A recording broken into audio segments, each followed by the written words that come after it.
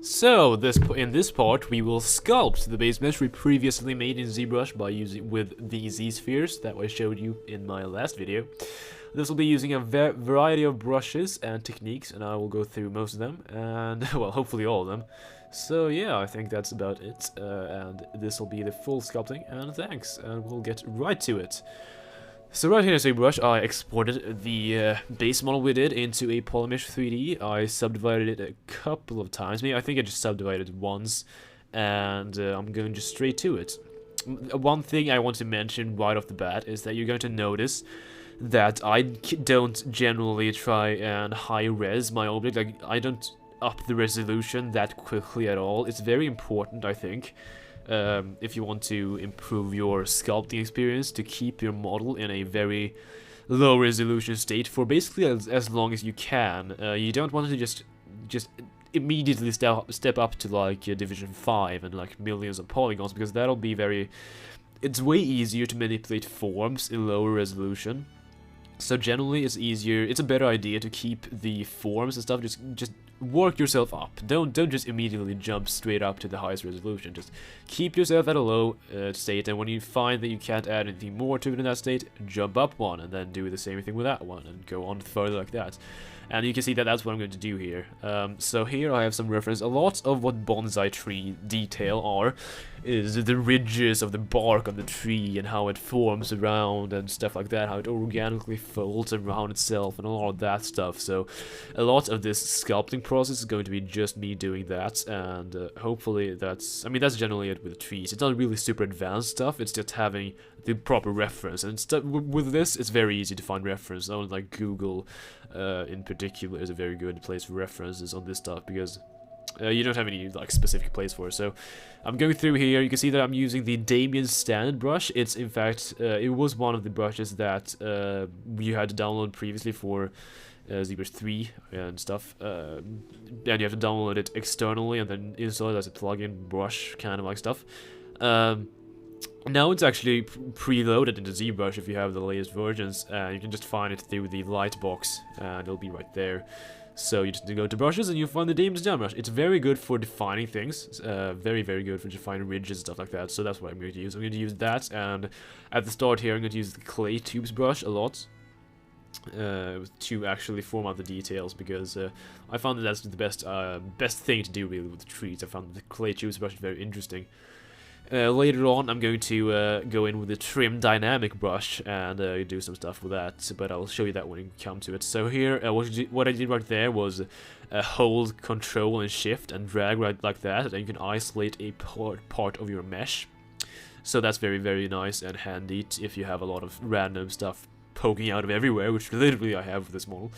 You see, I upped the resolution a bit because I found that, yeah, it's good to stay low, but I stayed a bit too low for this, and yeah, I'll just keep it to this because I think this is going to be... I'm going to stay on this level for quite a while. And, I mean, we're already at, if you see at the top there, total points, we're already at 700,000 polygons. You can just see the power of ZBrush. So here I'm doing a... Sorry about that. Here I'm doing a kind of internal area, like just one of those. You've seen trees, you know that they have those kind of areas. I'm not entirely sure what to call them, but they look nice, and they kind of define the treeness of it, even though treeness really isn't a word, but you know, you have to deal with it. Here I'm going to, what you want to do when you do these fold-like things, the bark, you want to make sure that they fold around the tree's organic, like, geometry itself. So you want it to flow, like, with a model. If you don't know what polyflow is, it's kind of that thing. Polygon flow is similar to that. You just want it to kind of, if you don't clothing, you know what this is. Clothing is very similar. You want it to all flow. All clothing is more technical, of course, because this could be very random, but also you really don't need to. At the start, it's just like the base mesh. You don't need to go super detailed into this just right off the bat. I find it just to be way more, like way better just to do it very roughly at the start and then go clean it up with something like the trim dynamic brush. Trim dynamic brush is one of the fairly new brushes they added to ZBrush. I guess it's not very new anymore, but back when I made this, it was quite new and quite fancy. It does a lot of good things, which I'll show you later on. So here I'm going to focus on the base here. I'm actually just going to show you the recording of doing all the details on this base part, because do the details on stuff like... Actually, I'm going to show you a bit of the branches, but not all of it, because a lot of it was very tedious, as modeling usually tend to be at times. It's not always super fun. It's always, I mean, there's some mechanical aspects of it. It's not just super organic modeling, but... So you won't have always the most original experience, but I mean, it's fine. Here I'm doing another one of those small holes, some dents, which, of course, as you can see, I think they add a lot to the feeling that it's a tree, because trees are not uniform. They're not even close to uniform. They are very random. They could look in all kinds of different shapes and sizes. And I will have to point out that, yes, you see that I have two, it looks like I have two mouses on my screen right now. I actually don't. That's an artifact of the recording software I used. So just disregard the actual like arrow completely and just use the Zbrush kind of outline, because that's the correct one, as you're probably seeing. Here I'm going to make a ridge for the hole, because as I saw in a lot of references, they have very defined ridges. And the Damien stand brush, if you use it and then use the pinch brush, because the Damien stand brush is very soft in nature, and if you then use the pinch brush on top of that, you can tighten up and make it look very straight and very nice. So that's just a tip I have for you right there. I'm using this smooth. That's basically a lot of what ZBrush is. You want to put in a lot of rough detail, then smooth out, put a lot of detail, and then smooth it out, and, you know, go on further like that. So that's just basically the way you want to do it with basically all sculpting is ZBrush, so that's what I'm going to do here. So you can see I'm using the Damien stand brush right here. It's very useful. Very useful. You can see it's very sharp. It's a lot of good things. Very good for wrinkles if you're going to do humans. It's very useful for that, which you'll probably be able to see. You can also, when you hold Alt on ZBrush with the brushes, it inverts them. So if you say a stand brush, instead of like drawing on top of the surface and adding stuff to it, it actually subtracts from it holding Alt. So it's similar to what you do in stuff like Photoshop. It's similar to that. And it actually inverses it, so that if you... The Damien stand brush, as just default, it actually like removes, it pushes the geometry inwards, as you can see, it makes ridges and stuff like that. But if you hold Alt, it actually pushes out, and it creates a very interesting effect. It does something like... It makes very like tight ridges, like very tight kind of... very tight areas, and they're very useful for certain objects. You can use it to tighten up geometry and stuff like that. I'm saying tight a bit too much, I know, but hey.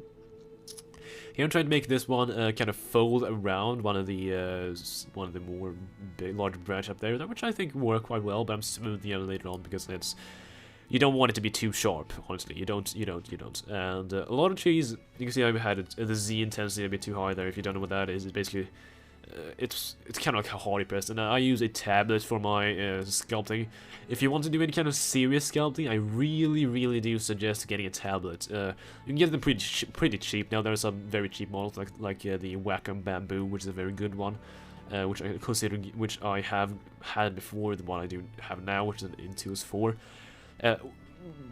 Tablets, they might not seem like they do a lot, but they really help when sculpting and painting, in Photoshop especially, painting textures. It's just incredibly useful. So it's a very good tool if you want to do any kind of sculpting. It just makes everything so much easier. So I really do suggest getting one of those. Here I'm trimming up the rock a bit using the trim dynamic, you can see here. It's very good for rocks and similar things like that, which you probably saw right there. Now I'm using the clay tooth brush, and some more trim dynamic. You can see exactly what it does right there. I'm not entirely sure how to explain it, but you see it on screen right there, so that's fine. So, going on further, you can see that just this far in, we already have quite a bit of detail, and that's very good. That's just a testament to the power of ZBrush. ZBrush is such a good tool for artists. I mean, it's actually surprised me how good ZBrush is, because it's just something that I wouldn't actually expect to be so good. I mean, it's a digital sculpting program. It doesn't sound very great, but ZBrush really is a very good software. What we're going to do with this mesh later on, we're going to, after we've added all the geometry, we're going to go through and retopologize it completely. And then we're going to UV unwrap it, and then we're going to bake the normals and an ambient enclosure map off of the high res to the low res, as you do. I basically ready this for game engines. I'm going to, while I do want to keep it for a final render, I kind of felt like, I mean, I need to practice it. It's one of those things. I want to get better. I'm not the greatest at this stuff. I'm fine. I think I'm good enough to be able to teach you one or two things, maybe, because that's why I have this channel, no doubt. But I'm still learning things, and getting things game ready is one of the things I practice a lot, so that's what I did here. So I'm baking it all down, making a map, then texturing it with a ambient occlusion map, stuff like that, and then using that to do the final render. So what you see as the final render on the start of the videos is actually a low-res version of this. It's not the high-res, however many million polygons this is at the end. Version is a low-res. I think it became about 4,000 tries or something like that. It's not super low-res because I still want to keep detail, but you get my idea. Here I'm going to redefine the ridge. You'll see me work a lot on this ridge later on, and because I want to get it perfect. It's one of those things with a base that I think are really defining. I've said this before, but I think it's really defining of the actual tree. It's one of those things that you recognize when you see the tree, like, right away, because they're really obvious. They sit there with like giant gaping holes, quite literally, and the eye just attracts itself to them right away. So I want to keep those very, very well defined and very obvious. So you can see that I made, at the back there, I made the kind of bark and stuff actually go around the rock, as if the rock has been there a long time, and the tree is just kind of grown on top of it, because, I mean, that's kind of the way it would have happened, because that's, you know, how things grow. Using the Damon standard brush, you see right there, I made that ridge there by holding Alt. Of course, I wasn't really happy with it, so I undid it. Also important note, if you up the brush size on the Damon standard brush, the actual, like, fall off gets bigger, as it usually tends to be with brushes. So if you smallen it, it actually tightens it up, and you can get you can get a way more defined look. You need to be careful with the Damon standard brush though, because if you use it too much and don't, like, fix it up afterwards, things look very rubbery, because it's a very smooth in a way brush. It has its fall off, and you want to be very careful with it. It's kind of you need to use it with consideration. It's one of those brushes you also want to have the lazy mouse turned on. I don't think you can see it, but I actually have it on right here very slightly. I've sped it up so that I don't actually think you can spot it. It's very tough, but the lazy mouse you can get by the brush option, I think, and in there you can set up the lazy mouse. It's very useful for getting the very defined and smooth shapes. So here I'm going to add some more definition here. I'm just thinking this is a bit too defined for my liking, I think, so I'm going to smooth it out later, I think. So we have a lot of rough shapes here. We're going to clean it up later and make it more defined, obviously. That's going to be a lot of it. It's, again, a lot of sculpting in ZBrush is really defining sculpting. I mean, bit of sculpting very randomly, defining that, sculpting more, defining it, sculpting, refining it, and it's just all of that. So here I'm masking the rock by holding Control, and then drawing basically the mask. And that's kind of like deselecting something in Photoshop, if you get my idea. So you only affect what's not masked. So then I pulled the geometry outside of the stone inwards to make it look like it was more like a stone. In the end, I actually made separate stone geometry, which I'm going to show you in this video series, and actually put one of those in front of that stone. So actually all the stone work I did there was completely unnecessary. It doesn't actually show up. So go on here, we're going to define the inner portion of the little ear-like shape there. That's what I kind of figured it to be. It looks like an ear. Maybe I just made a lot of ears lately, but it does look like an ear to me, so that's what I'm going to call it. Again, using the we have hidden all the other parts of our model because first of all, it ups performance. Now I have a pretty good PC, so I actually don't need to care about that too much, but if you don't have that, if you don't have a super PC, doing this will help performance because it doesn't have to render. It's pretty obvious this, but it doesn't have to render the stuff that's hidden. So if you find yourself lagging a bit, just hide some of your object and it'll probably lag less. Also important while I'm on this subject, on like performance stuff like that. Not really sure why it's on this subject, but yeah, here also before anything, I'm going to refine some of the roots here. Is going to be quite tricky because they're very thin, and thin objects in ZBrush are quite difficult to deal with. You want them to be quite thick, but I'll find a way to deal with these. Just going through very, very quickly with the clay tooth brush. So yeah. Right, so what I'm saying is you want to keep in mind, like, the material used in ZBrush is very, very important. If you use the standard ZBrush material, the red clay one, I believe I'm not sure exactly what it's called, the wet clay or whatever. That material, you don't actually, I wouldn't suggest using that too much because it has a cavity map built in. So everything you model is going to look way more detailed than what it actually is. I'm using now, I think the one I'm using also has a slight cavity map in it, but it's not as major. So that's just, I mean, that's fine with me, really.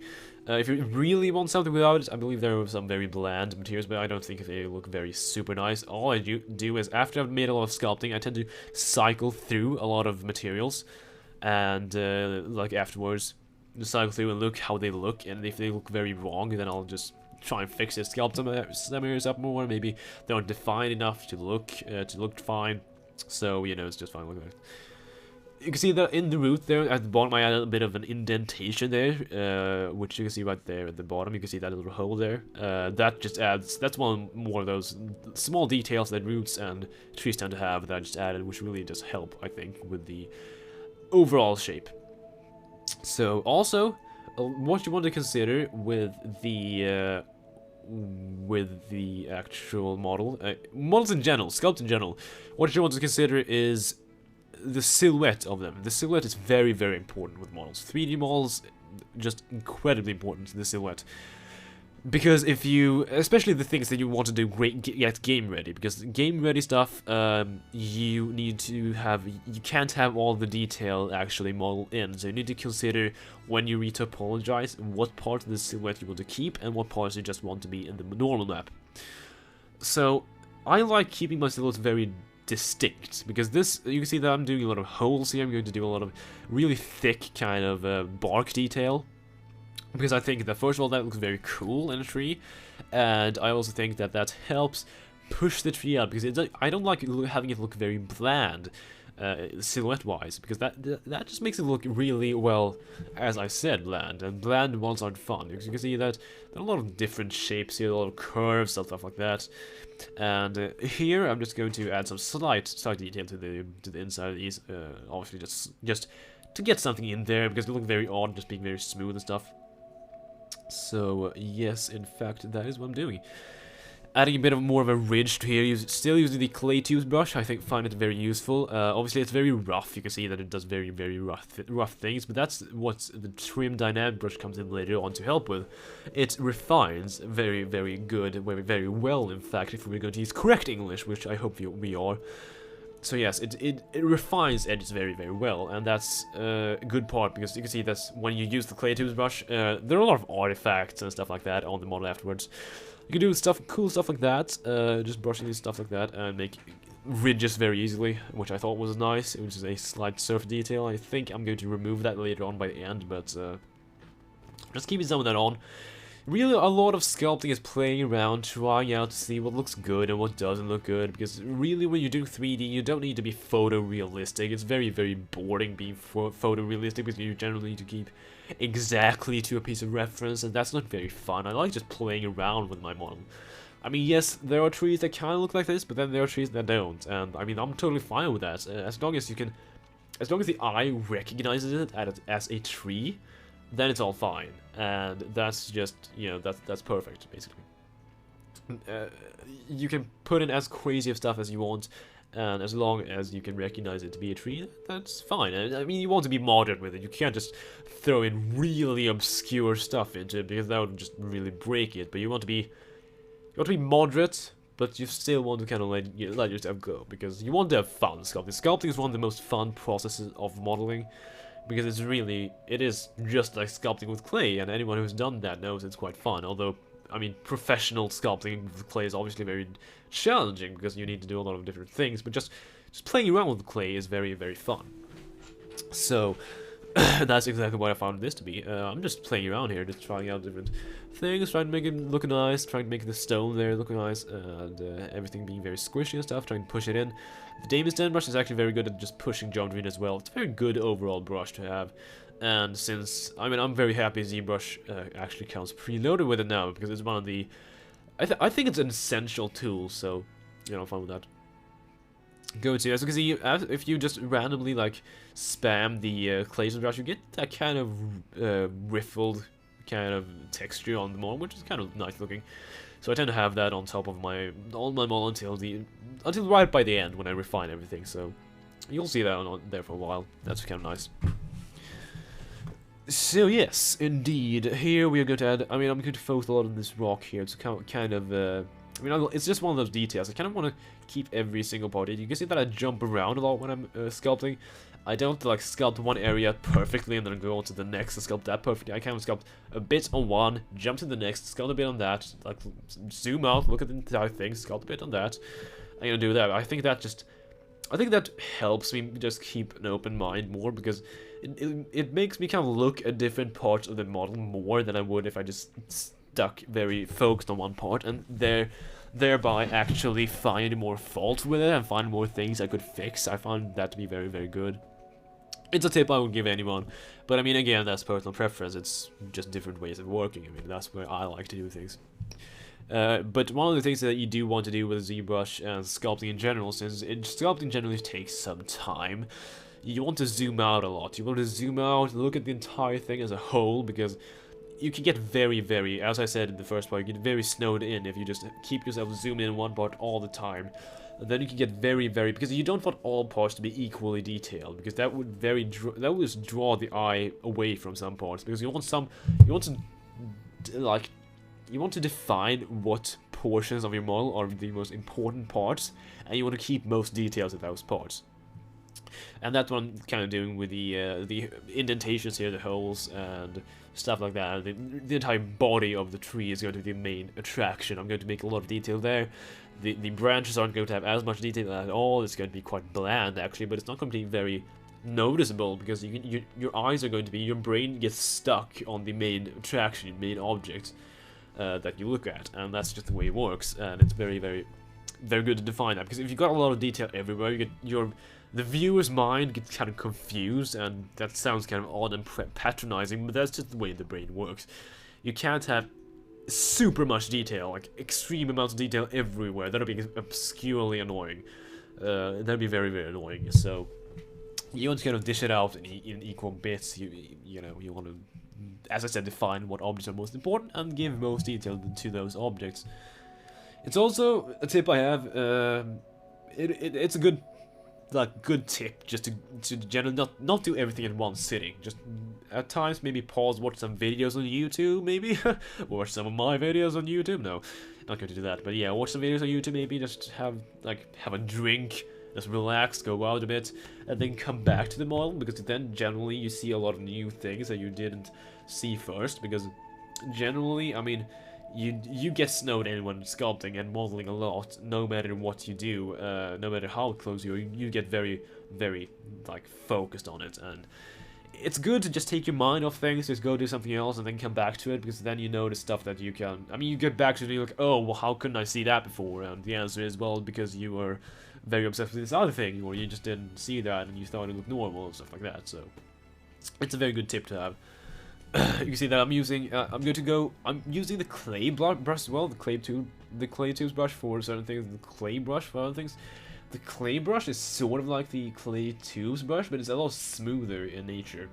Very, very smooth brush, and it's generally, I like it for just not maybe refining, but just kind of molding the geometry a bit. Him playing around with some of the new clipping brushes that ZBrush has, and I mean, this was just when all these new brush and stuff came out, so I'm kind of new with it. So I'm playing around, trying to see how they work, and I mean, that's why ZBrush is so fun. It's a lot of playing around. It's kind of like very relaxed. I mean, I remember before when making high-res models was just basically using stuff like NURBS and subdivision surfaces, which is still the case with mechanical models, although you could make those in ZBrush. Oh yeah, that's an important thing. You see that little ridge there, which is smoothed out, if you notice it? If you have some parts of your model hidden, and then you start sculpting by the edge of it, where you have the other parts hidden, the other parts don't get sculpted on, so you want to be careful with that, because it creates a lot of these really weird ridges, which usually can just be fixed by holding shift and smoothing it out, but a lot of the time that's not the case. So you want to just be careful not to model too close to the edge when having, having an isolated part of your model. So you're going to isolate, we'll start on the branches here, isolating a bit of it. Using the lasso select, you can select the lasso by, if you see on the right there, in the little beside all the buttons, so you can see that there is a lasso tool which you can select, and that does it. So here I'm going to try and add another small hole. I like these because I'm keeping them all on the front of the model, just to make it just make sure it catches the eye. Because yes, if you keep it on the side, I mean, I keep one on the side, but that's because as I said, I planned out the final render. I'm going to actually show that in the final render, but just keeping like the imperfections like this in the front, just to make it very, very obvious that it's there. To try and kind of, again, it's just to counter those things you want to think about how much detail you want to be wearing.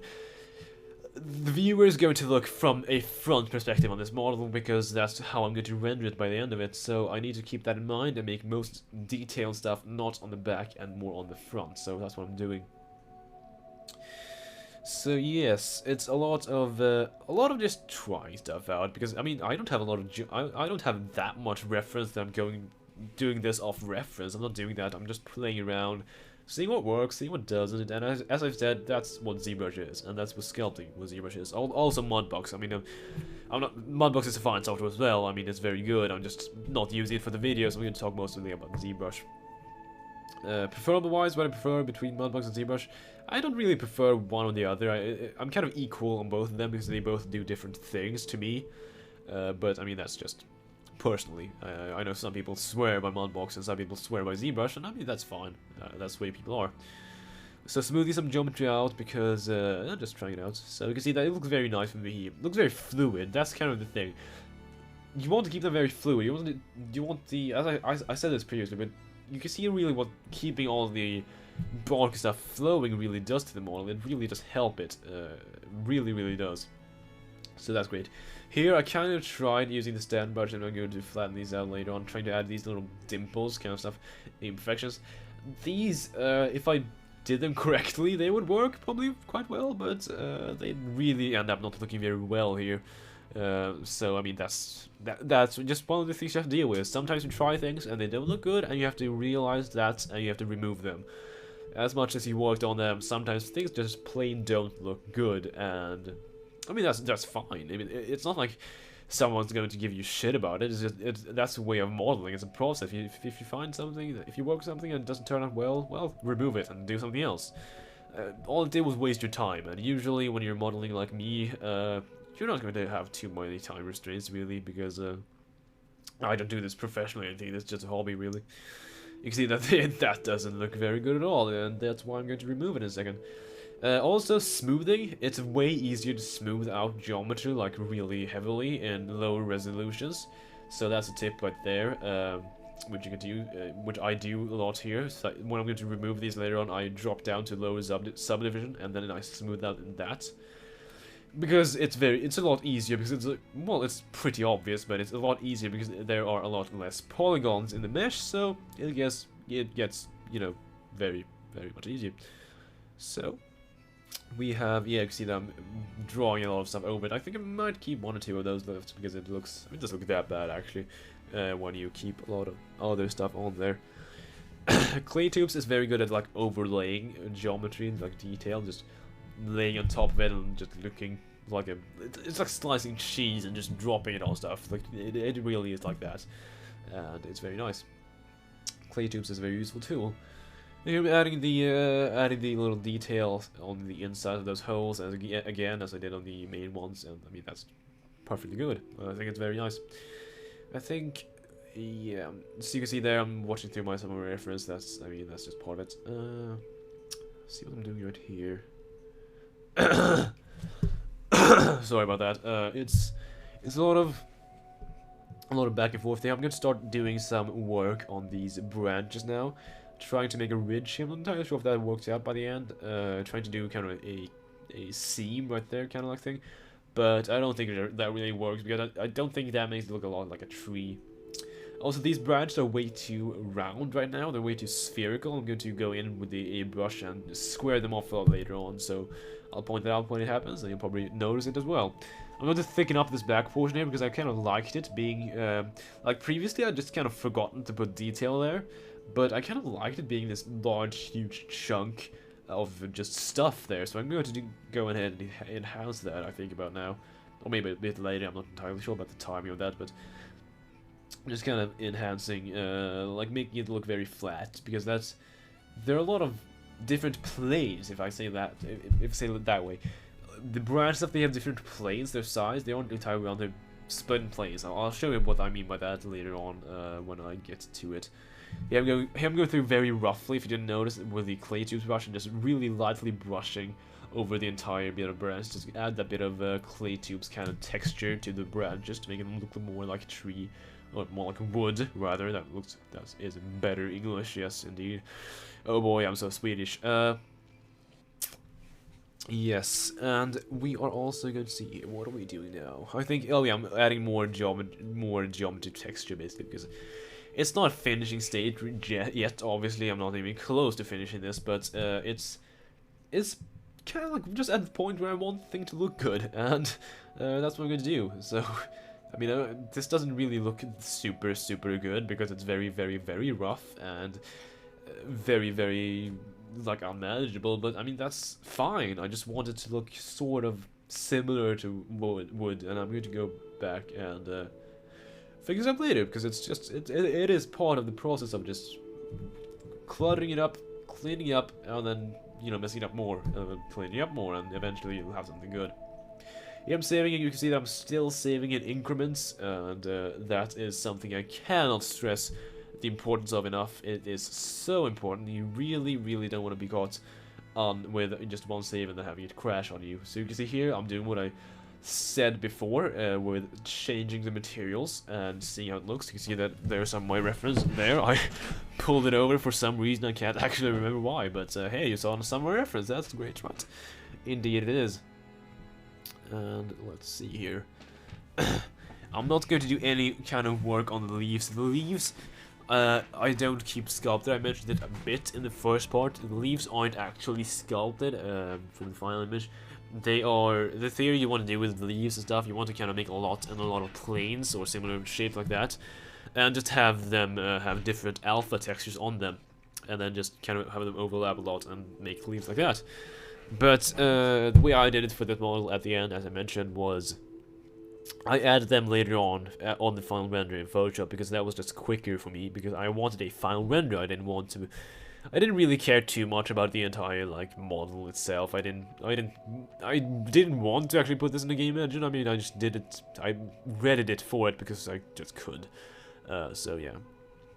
So what we did right there is just more detailed. I think this is very odd looking, but I'm going to fix that on. See, you can see right now I'm fixing it by adding this sort of flowing shape right there, because I saw that it was kind of, it didn't look natural being sideways like that, so I just kept it more rippling, I guess, more kind of like that. And yes, I know this shape could be made very suggestive. Let's not think about stuff like that, children. It's not a very good idea. It could actually be made very suggestive. Oh well, whatever. Let's just disregard that completely. So here I'm going to begin with the Damien style brush, actually going quite hardly and defining it, and doing it in one smooth stroke, because that helps a lot. It really does, doing it in one stroke. You're going to refine a bit. Very important to have things refined. You don't want things to look kind of spongy. That's one of the issues I see with a lot of new sculpts. They look very undefined and spongy, and it just does not help. It in fact hinders the model a lot. It doesn't look very good. So you want to have it very defined. Even by this early stage, you want to be able to see where stuff begin and where stuff end. And currently I'm being very confused by the double cursor thing. I know it's not. I should have fixed that, but it's a bit too late now. But you can see that the little red circles there is where my actual mouse is at the moment. And I mean, yes, I could speed it down and have it real time, but I would end up with like a 10-hour video, and I don't think anyone would want to watch that. I mean, this video will probably be an hour in itself, so so yeah. I mean, an hour is long enough. I'm not going to keep it any longer than that. So here I'm going to define the ridges here. What I'm doing is I'm going in very sharply with a small brush along the edge, and then I'm going to smooth out the innermost edge of that tube I kind of painted on there to make it have a more defined ridge, which you'll see I do a lot of in this video. So it's in fact a very good thing to do, keeping things designed. Don't touch if this is the point where we choose to, and I think we do. Yeah, there's some detail left still, and that is of course very good. Again, stuff like this, I don't even know if it even could exist. I mean, I'm sure it could, everything, a lot of things could exist, but in trees, I haven't actually seen a tree like that, but, I mean, again, it's just some more things for you to look at, basically. It's, I mean, also, again, doing it at the front of the model, because obvious reasons, I've said this before, you are going to look at it way more. Although not keeping it straight frontal, because keeping them to get straight, like strictly straight on, which sounds kind of peculiar, but just keeping them strictly straight on looks very mechanical, and that's really the last thing, as I think I mentioned before, you want your tree model to look. Trees are in fact an organic model, organic models being stuff like humans, stuff like enemies, aliens, like stuff like that. They're very organic. Also plants, organic, trees, organic, and organic things come from nature and therefore are very, very imprecise in their ways. They are not symmetrical, they are not even close to, and they have a lot of imperfections in them, and you need to kind of adhere to that when modeling them, which is something you need to really keep in mind. So let's see here. Here we're going to start. You can see that I'm starting to flatten out the side. You can see the planes I'm talking about right there. You see the flat plane on the side right there. It's kind of like a lot of those that I'm kind of talking about. So I'm trying to add more of those kind of wrinkles, which I noticed doesn't really work on trees. Even making it sharp really doesn't really help. So I'm going to remove that later on. But it's just fine. So I'm going to go through and define the planes here. Now I'm using the trim dynamic brush. You can see what it does to the branches here. It just makes them very, very flat, and that's very, very good. It makes them makes them look a lot more like branches. You can see that sometimes it messes them up and makes them kind of crooked, but as you remember, I said that kind of helps it actually. It doesn't really, as long as you don't do it in extreme amounts, it actually quite helps because it makes it look less. It makes it look less human-made, and the less human-made it looks, the better. So that's of course very, very good, very nice, in fact. So yes, we're going to define a lot of things here. We're going to define the small little items, small little things, and check all those out.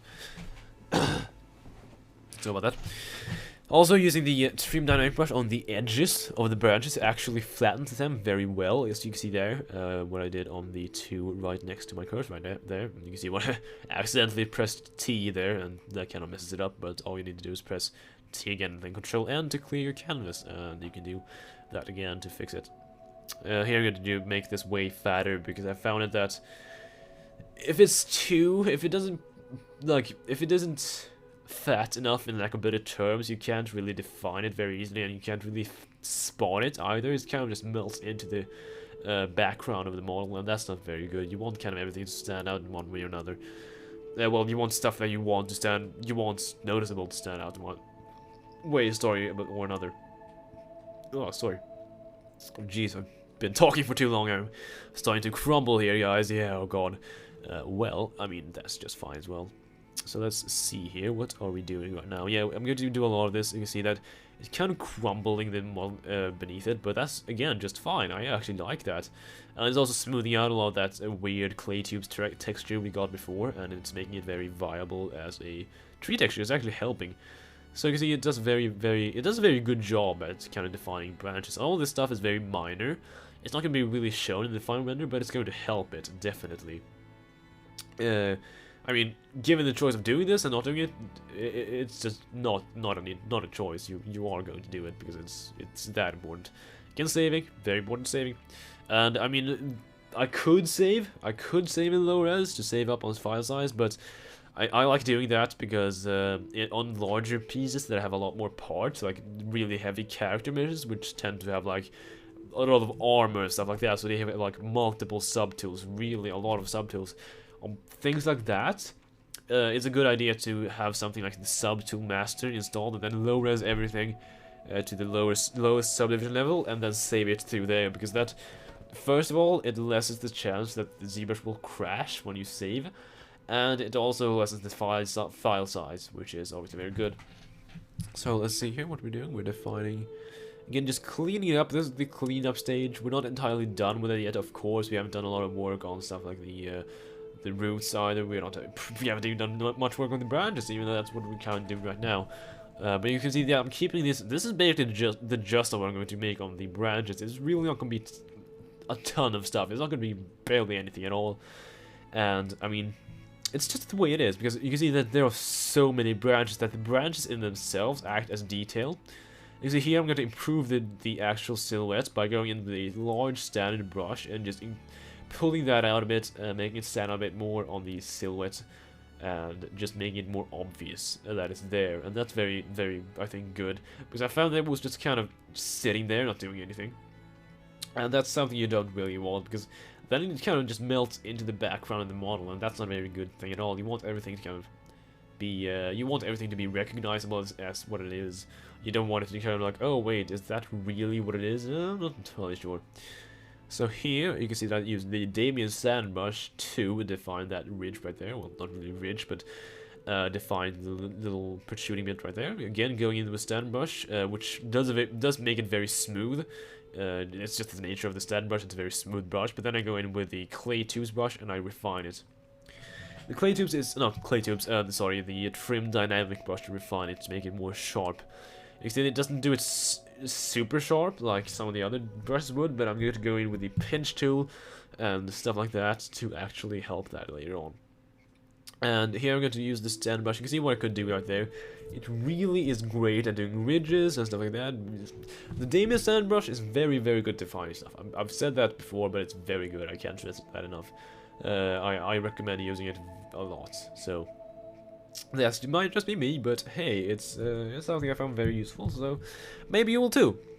You can see, just even though we haven't done anything, like I said, the branches in themselves are the detail. Even though we really haven't touched them on them all, they still look like they're really detailed because there's just so many of them.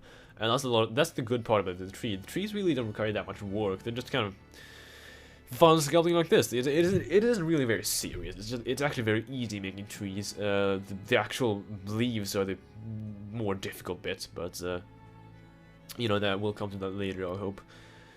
Here I'm just expanding on this bit. You saw me use the masking tools earlier to make it way easier to just define that one object, and I mean that worked very well. So you can see that here I'm trying to look at the model from different directions, kind of looking at it from a whole. And what you don't see in these videos is that I don't. This isn't one sitting. I do this in multiple sittings. I just cut out the parts where I leave. Obviously, I don't really know why I would show you them, but it's not one sitting. Doing an entire model like this in one sitting isn't really that good an idea, unless you're kind of forced to, unless you have time, because it's obviously. But if you do it in 2 sittings, like at least, or like more, like I said, walk off and come back on, I noticed that it just tends to get a lot better. So here's one of the few irrelevant bits. You'll see that my ZBrush here, I'm trying to change the memory that it can allocate and stuff like that. Trying to change my undo levels, and ZBrush crashed. Luckily, it crashed right after I saved, so I still have my save, so that's just fine. So let's just watch my desktop for a bit, and let's navigate to our tree project, and then open the damn thing up, and be all happy. So that's just fine. Indeed we do, and you can see this is why you kind of want incremental saves, because if it would have crashed whilst saving and you just had one save, it would corrupt the save and you would not be able to go back. And that would be horrible. So you can see that with that red wax material, it really does, with the tree especially, it does point out the cavities of it very easily. And I don't see that, because that's not the way it would look actually, like with just normal lighting. That's not the way it would look. So I don't like doing it. Here you can see that I'm using some surface noise here. I'm trying to see if I can make some sort of textural overlay, maybe. I'm playing around with it. It's just one of those things. It's one of those new features that you haven't tried yet, and I kind of do want to try, so I tried it out. It worked fairly well. I don't actually think I'm going to keep it, though, but, I mean, it's fairly alright. You see that I actually haven't subdivided a lot of times here whilst we've been working. I think like maybe once or twice. I think we're up to... I can't actually see because it's very blurred out. I mean, maybe is that 12 million? I'm not sure about that, but I really haven't subdivided that many times. Because again, I'm just working up slowly and slowly and slowly. And ZBrush is such good software because it can handle all these really ridiculous amounts of subdivisions and polygons. Really, I mean, when you look at the polygon count or something like this, and you like look in the And when you're at the point when you see 12 million and you think of that as a small amount, that's probably evident that the ZBrush is quite good. So yeah. Using mask again, trying to sharpen this out, using the trim dynamic. You'll see me use that a lot. That is a very good brush. You can also use something like the flatten brush, which is good too, but I prefer the trim dynamic for this type of stuff. Trees are actually, I mean, you can do this very, very easily in the in Mudbox as well. You can see that if you see my tutorial on modeling a next generation, as I called it, a rock model, a rock wall model, that uses a lot of techniques that you can use while making a tree like this in Mudbox. Just if you want to check that out, it's kind of old now, so I'm not sure how new Mudbox handles it. I haven't used Mudbox in a while, but for what it was then it worked quite fine, so I hope it is now. And it wasn't that long ago anyways, it was like a couple of years ago, I think. So yeah, let's just, I mean, we have a good base right now. We don't have super refined stuff, but it looks quite good. You really don't need a ton more detail than this. I mean, I could totally call this a day and just go ahead and texture it and stuff like that, but I'll do a bit more of it, I think, and then I will go ahead and finish it off. Here I'm trying out some stencils here, or whatever they're called in ZBrush. I actually activated this on. I didn't do it on purpose. It was quite accidental, and I'm kind of a noob. This was a new feature for me, so I have no idea what I'm doing, which I'm sure you can tell. What I'm trying to do is make these work as an alpha because I wanted to use them, but I'm not having very much luck with that, am I? No, Seb, you're not. You're not having luck. You don't actually know how to use this. I know kind of how to use it now, but again, it's just one of those at the time new features that I still hadn't tried out yet. That was a lot of why I wanted to do this project at the time that I did, because I just had a new version of ZBrush and I kind of wanted to. It had a lot of new fun toys, and I wanted to do something with those new fun toys. So hey, I did. The tree is what came out of that, and I also recorded it, and hopefully you guys enjoy it somewhat. I mean, it's.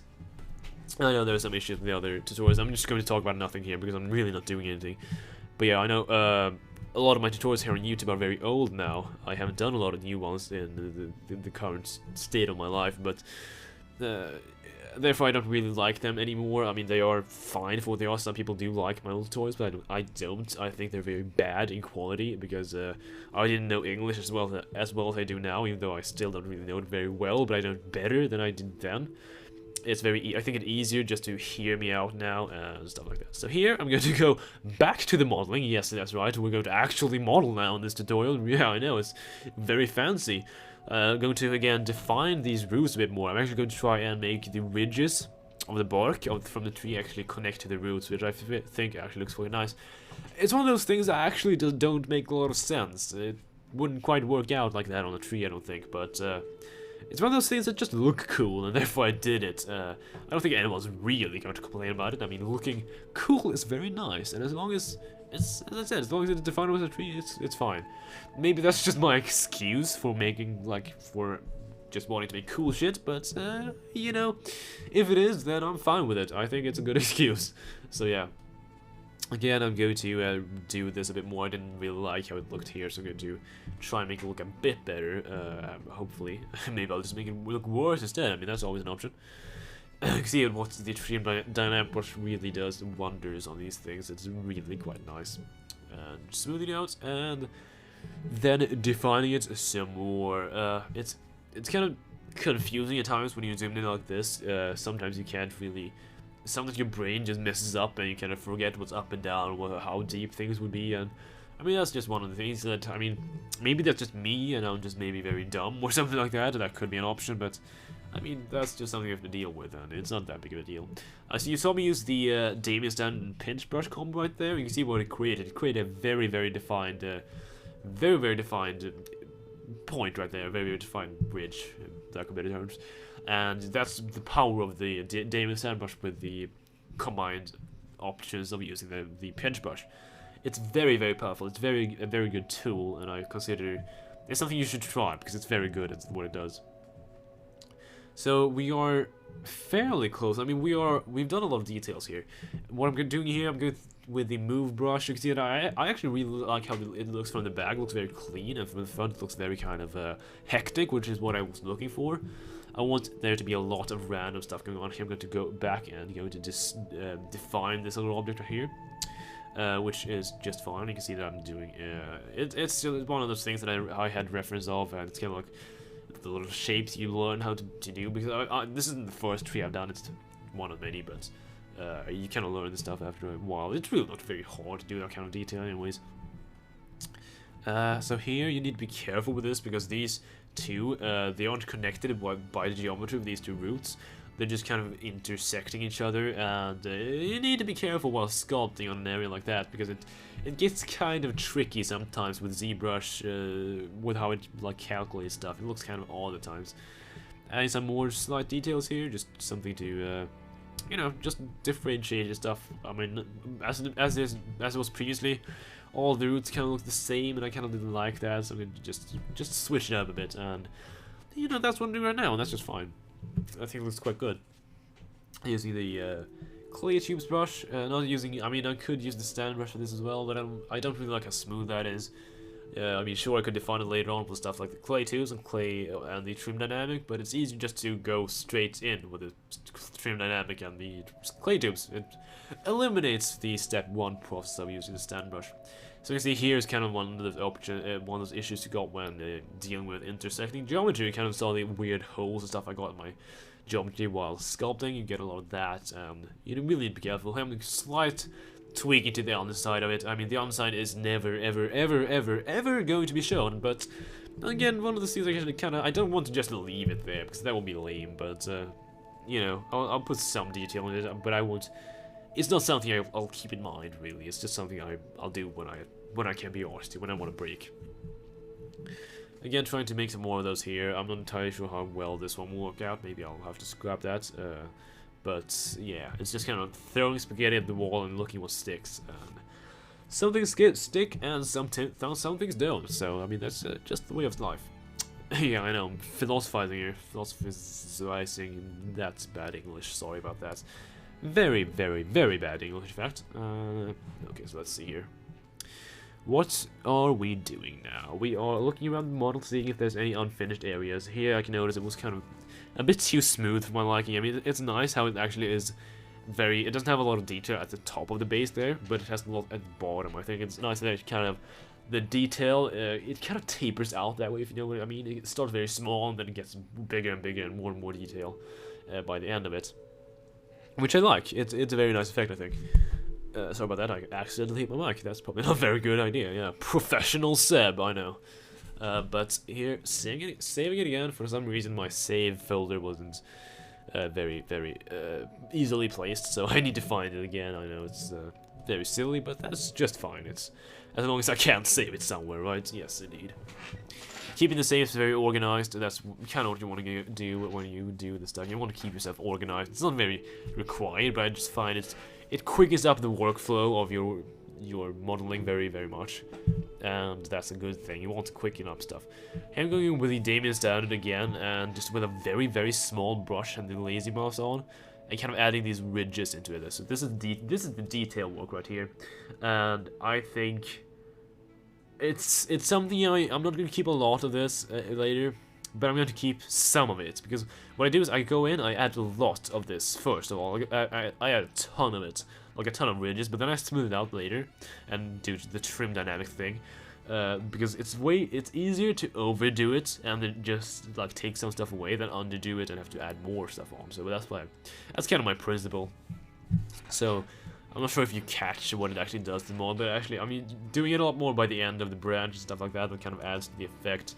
It's kind of like just, it really does make it look more like a tree, because it's kind of these scratches and stuff like that, which like some people like write stuff in trees, barks and stuff like that. That's kind of the stuff I'm doing right now. I tried making some text actually on this tree. I think I recorded as well, but it didn't really end up looking very great, so I scrapped it. Like, I tried to make something really silly, like harsh stuff, like someone had been there and like written something in the tree, but it didn't quite work out the way I wanted it to, so I end up scrapping it. It's another one of those really cute ideas, which is kind of fun to play around with. but I mean, that in the end doesn't work, so we have to remove them, which is kind of sad to see gone, something you like that much, but it's just a way of it, really. So here, I noticed that I barely had any detail in this top portion right here, so I end up going up there and just fixing it up a bit with these clay tube brush, trying out to see kind of what would work, trying more of these little indents and stuff like that, because I think they really do work quite well on trees, and I think it looks quite fine like that. So I mean, I'm trying to just make everything look slightly different from each other, and that's another thing you want to keep on. Here you see, again, one more example, me zooming out and trying to focus on the entire thing as a whole, watching what I don't like, and then fixing it.